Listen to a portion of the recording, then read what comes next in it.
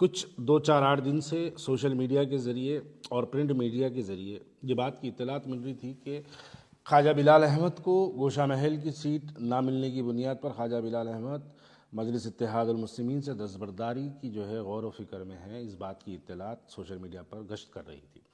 मैं आज इसकी वजाहत करने के लिए आपके दरमियान में आया हूँ। मैं सबसे पहले गोशा महल की टिकट का दावेदार यकीनन था, और आज मैं जब मजलिस इत्तेहादुल मुस्लिमीन से दस्तबरदारी इख्तियार कर रहा हूँ तो उसकी सबसे बड़ी वजह यह है कि क्यों सदर मजलिस बैरिस्टर असदुद्दीन ओवैसी साहब क्यों नहीं गोशा महल से अपना उम्मीदवार खड़ा करते। अब इसके ऊपर ये एक ऐसी टॉपिक है जिसके ऊपर बहुत कुछ बोला जा सकता, बहुत कुछ सुना जा सकता, और हर एक की अपनी अपनी एक अलग अलग थॉट है। लेकिन मैं आज इस बात को यहाँ पर क्लियर कभी करना चाहता हूँ कि गोशा महल के अंदर, गोशा महल असेंबली कॉन्स्टिट्यूंसी के अंदर टोटल वहाँ पर मुसलमानों की तादाद 79,000 यानी करीब 80,000 की लिस्ट अक्टूबर के महीने में जारी की गई थी।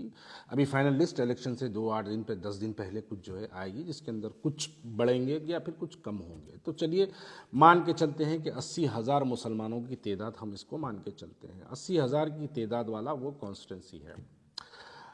दूसरी बात मैं यहाँ पर यह भी वाजे कर देना चाहता हूँ कि अगर हम माजी में हमारे इंतखाबात को अगर देखेंगे तो मलकपेट जो कॉन्स्टिट्यूंसी है, जहाँ से अहमद बिन अब्दुल्ला बलाला जो पहली मरतबा 2009 में वहाँ से कामयाब हुए थे, वो सिर्फ़ और सिर्फ वो 30,000 वोट लेके कामयाब हुए थे। बाइकल्ला से वारिस पठान जो पहली मरतबा 2014 के इंतखाबात में कामयाब हुए थे, 25,000 वोट लेके एमएलए बन गए थे। बलाला साहब मैं समझता हूँ 30,800 कुछ वोट थे, वो लेके जो है वो एमएलए बन गए थे। जो कॉन्स्टिट्यूंसी में 80,000 मुसलमान हमारे हैं, उस 80,000 मुसलमानों की कॉन्स्टिट्यूंसी में हम अपना कैंडिडेट क्यों नहीं खड़ा करते। यहाँ पर मैं पूछना ये चाहता हूँ, मजलिस इत्तेहादुल मुस्लिमीन की फाइनल लिस्ट आ चुकी है। मजलिस इत्तेहादुल मुस्लिमीन जुबली हिल्स से भी जो है अपना एक उम्मीदवार खड़ा करी है, राजेंद्र नगर से भी एक अपना उम्मीदवार खड़ा करी है। क्या हैदराबाद के मुसलमानों को इस बार ये बात को समझना ज़रूरी है कि हमको अजहरुद्दीन को हराना ज़रूरी है या राजा सिंह मलून को हराना ज़रूरी है?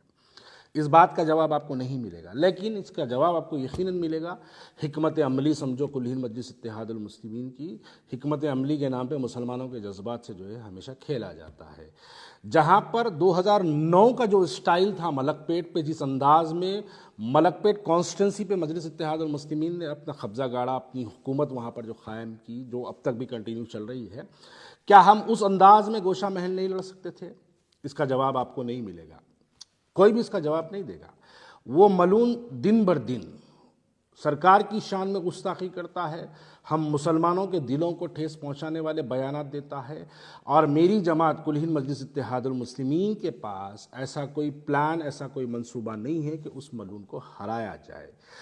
क्योंकि ये तमाम लोग जानते हैं कि मैं कांग्रेस से जब मजलिस इत्तेहादुल मुस्लिमीन में दोबारा शमूलियत इख्तियार किया था, जब बैरिस्टर असदुद्दीन ओवैसी साहब ने ये बात को हमको कहा था कि आइए भारतीय जनता पार्टी को हराने के लिए आप हमारा साथ दीजिए। शायद लोगों को याद नहीं है, लेकिन हैदराबाद के लोगों का हाफिज़ा भी बड़ा कमज़ोर होता है। उस वक्त भारतीय जनता पार्टी एक बहुत बड़े पैमाने पर म्युनिसिपल इलेक्शंस के अंदर जो है वो काम कर रही थी, जिसके नतायज भी आपके सामने हैं। उनके पास 40 से ज़्यादा कॉरपोरेटर्स उनके कामयाब हुए। उस वजह से हमने भारतीय जनता पार्टी के बढ़ते हुए अज़ाइम को रोकने के लिए हमने यकीनन मजलिस इत्तेहादुल मुस्लिमीन का साथ दिया। अब यहाँ पर सवाल ये पैदा होता है कि आप बिहार जाकर वहाँ पर 100 सीटें लड़ाते हैं, जहाँ पर आपकी कोई शाख नहीं है। गोशा महल में आपके 2 कॉरपोरेटर, जहाँ पर आपकी कोई शाख नहीं है। उत्तर प्रदेश जाके आप वहाँ पर 100 से ज़्यादा सीटें लड़ाते हैं।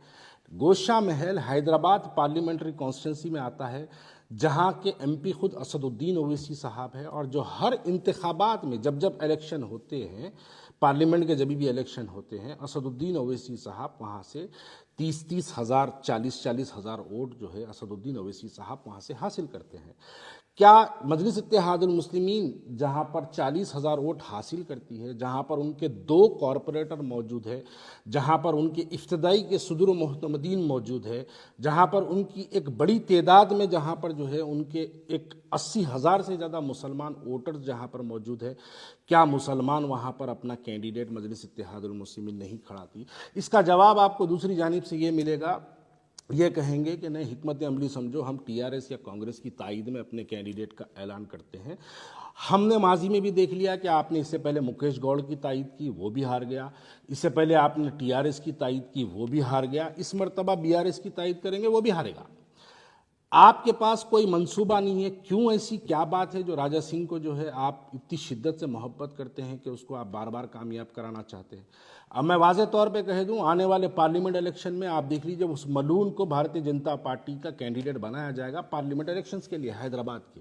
जैसे ही वो कैंडिडेट बनेगा, ये तमाम जितनी शिकायतें हैं आपके मेरे जैसे लोगों को, जितने भी लोगों को जो है नाराज़गियाँ हैं, ये तमाम नाराज़गियों को बुलाया जाएगा और फौरी इस मलून को ला के आपके सामने खड़ा कर दिया जाएगा। हैदराबाद के मुसलमान जज्बाती नारे लगाते हुए निकलेंगे अपने मकानों से, भारी अक्सरियत से मजलिस इत्तेहादुल मुस्लिमीन को कामयाब कर दी। इस वजह से मजलिस इत्तेहादुल मुस्लिमीन हमेशा एक ऐसे फ़िरका परस्त चेहरे को हैदराबाद के अंदर सियासी तौर पर ज़िंदा रखती है। आप अगर उसकी तारीख देखेंगे तो वो बदमबाल रेड्डी की शक्ल में कभी ज़िंदा रहा, कभी आले नरेंद्र की शक्ल में ज़िंदा रहा, कभी इस मलून की शक्ल में ज़िंदा रहा, कभी बंडारू दत्तात्रेय की शक्ल में ज़िंदा रहा, कभी किशन रेड्डी की शक्ल में जिंदा रहा। तो ये हमेशा इस तरीके से मजलिस इत्तेहादुल मुस्लिमीन एक अपने फ़िरका परस्त चेहरे को जिंदा रखती है। अरे हमने बाइतल्ला के अंदर, महाराष्ट्र के जब इलेक्शन हुए, बाइकल्ला के अंदर 25,000 वोट लेके हैदराबाद, 25,000 वोट लेके बाइकल्ला से वारिस पठान वहाँ से जो है एमएलए मुंतखब हो गया। मलकपेट को जब आप देखेंगे, मलकपेट के अंदर 30,000 वोट लेके अहमद बिन अब्दुल्ला बलाला पहली मरतबा एमएलए बन गए। जाहिर सी बात है, बनने के बाद अपनी कारकर्दगी करेंगे, वहाँ पर मुसलमानों के वोटों की तादाद बढ़ाने का काम करेंगे। अरे हम लड़ेंगे ही नहीं तो हम जीतेंगे कहीं को? फिर वो काशीराम का नारा कहाँ गया बैरिस्टर असदुद्दीन ओवैसी साहब के, पहली बार लड़ेंगे, दूसरी बार हराएंगे, तीसरी बार जीतेंगे? वो नारा क्या सिर्फ बिहार, उत्तर प्रदेश और महाराष्ट्र के लिए है? क्या वो नारा इनके लिए, गोशा महल के लिए नहीं बनता? ये बातें समझ के बाहर है।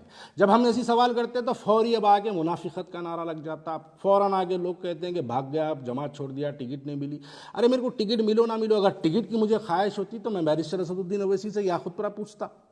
अगर मेरे को एमएलए बनने की ख्वाहिश होती तो मैं बैरिस्टर असदुद्दीन ओवैसी से चंद्रान गुट्टा पूछता। अगर मुझे एमएलए बनने की ख्वाहिश होती तो मैं बैरिस्टर असदुद्दीन से चार मीनार पूछता। मैं क्यों बैरिस्टर असदुद्दीन ओवैसी साहब से मैंने क्यों गोशा महल पूछा? मैंने उनसे गोशा महल इसलिए पूछा कि उस मलून को उसकी भाषा में, उसकी ज़बान में जिस तरीके से आप, वो हमारे दिलों को तकलीफ पहुंचाता है।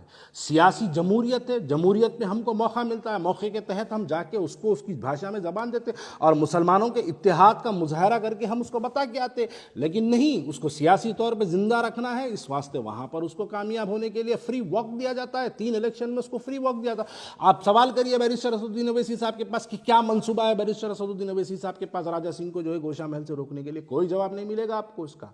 अरे ठीक है, आपको अगर ख्वाजा बिलाल का चेहरा पसंद नहीं है, आपको ख्वाजा बिलाल का अगर जो है ज़ुबान पसंद नहीं है, माजी में ख्वाजा बिलाल ने बहुत सारे मजलिस इत्तेहादुल मुस्लिमीन के खिलाफ बयानात दिए हैं, अगर इस बुनियाद पे ख्वाजा बिलाल आपको पसंद नहीं है तो आपके पास जो पसंदीदा चेहरे बहुत से हैं जिनके चेहरों को देख के आप मुस्कुराते हैं, उसमें से कोई एक चेहरे को लेके आके गोशा महल ले देना था।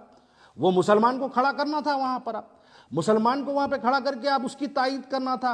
बीआरएस के जो आपके जो ताल्लुकात है, उस ताल्लुकात की बुनियाद पे बीआरएस से आप एक अच्छे से हिंदू कैंडिडेट को लाना था और उसको बोलना था कि तुम मुस्लिम बस्तियों में इंटर मत हो, हिंदू बस्तियों में जाओ, काम करो, उनके वोटों को आप पोलराइज कराना था, जैसा आप करते हैं, जैसा आप फेरोज खान के लिए करते हैं, जैसा नामपल्ली के लिए आप करते हैं, जैसा मलकपेट के लिए आप करते हैं, जैसे याकूतपुरे के अंदर हिंदू वोटों को बाइफिकेट करने के लिए आप काम करते हैं, वैसी ही लेके जाके राजा सिंह के खिलाफ में आप टीआरएस से एक हिंदू कैंडिडेट को वहाँ पर डलाना था और केटीआर जो आपके मामू भांजे जो भी है, आप उनके जरिए उसको इंस्ट्रक्शंस पास करना था कि मुस्लिम बस्तियों में काम नहीं करना, मुसलमानों की 80% है, तुम जाओ हिंदू बस्तियों में काम करो।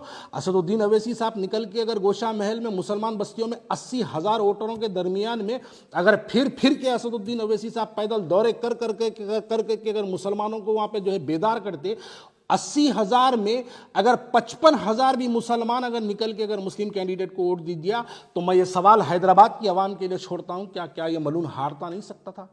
अरे जाती पैसा हम लगा देते, लोगों से चंदा मंग के लेके जाके गोशा महल लड़ा देते अगर आप किसी मुसलमान को देते। मैं अपनी जात के तौर पे अल्लाह के फजलो करम से चंदे की जरूरत नहीं है, मैं अपनी जात से 2, 4, 8 करोड़ लगाता, गोशा महल उसके वो मलून के खिलाफ में इलेक्शन लड़ता और ये बताता कि उसको मुसलमानों का इत्तेहाद ये होता है। लेकिन इसका कोई प्लान नहीं है आपके पास। अब उसकी आप तैयारी कर रहे हैं, उसको लोकसभा में लाने की तैयारी है, इस वजह से उसको वहां पे फ्री वॉक दिया जा रहा है। और ऐसी जमात के साथ रहना मैं नहीं समझता मेरे लिए जो है काबिल फ़ख्र हो। इसलिए इस बुनियाद पर मैं आज मजलिस इत्तेहादुल मुस्लिमीन से दस्तबरदारी का ऐलान करता हूं। मैं मजलिस इत्तेहादुल मुस्लिमीन छोड़ने का ऐलान करता हूं। आगे मैं क्या करूंगा, किसके साथ जाऊंगा भी या नहीं जाऊंगा, या सियासत में रहूंगा या नहीं रहूंगा तो किसके साथ रहूंगा, इसका ऐलान मैं सोशल मीडिया, प्रिंट मीडिया के ज़रिए मैं हमारे लोगों तक पहुंचाते रहूंगा। लेकिन ये बात बिल्कुल हैदराबाद के मेरे जैसे मुसलमान के लिए नाकाबिल कबूल है कि क्यों नहीं हम गोशा महल में, जहां पर 80,000 मुसलमान हमारे हैं, क्यों नहीं हम वहां से मुसलमान के कैंडिडेट को खड़ा करते हैं? क्यों नहीं हम बीआरएस का इस्तेमाल करके, टीआरएस का इस्तेमाल करके हम क्यों नहीं वहाँ पर जो है हिंदू वोटों के अंदर जो है हम बाइफिकेट करने का काम करते और मुसलमानों में इत्तेहाद का नारा लगा के हम मुसलमानों को घरों से निकालते और इस मलून के खिलाफ मुसलमान एक तौर पर, मैं समझता हूं अगर हम मुसलमानों के अंदर अगर निकल के अगर जो है हम पैदल दौरे करते, उनके छोटे छोटे ग्रुप मिसिंग करते, तो घरों से चुमटियों की तरह मुसलमान निकल कर जो है पोलिंग के दिन अपने वोटों का मुजाहरा करते और ये मलून हारता। आप देखिए कोई पॉलिसी नहीं है मजलिस इत्तेहादुल मुस्लिमीन के पास। एक पॉलिसी बता दीजिए कि राजा सिंह को, मलून को हराने की एक पॉलिसी बता दीजिए। नहीं, उसको सियासी तौर पर जिंदा रखना चाहते हैं। और ऐसी जमात जो इस गुस्ताखे रसूल को जिंदा रखना चाहते हैं, बखुदा ऐसी जमात के साथ मैं रहना मुनासिब नहीं समझता हूं। इसलिए आज मैं कुल-हिंद मजलिस इत्तेहादुल मुस्लिमीन से अपना दस्तबरदारी का ऐलान करता हूं। शुक्रिया बहुत बहुत।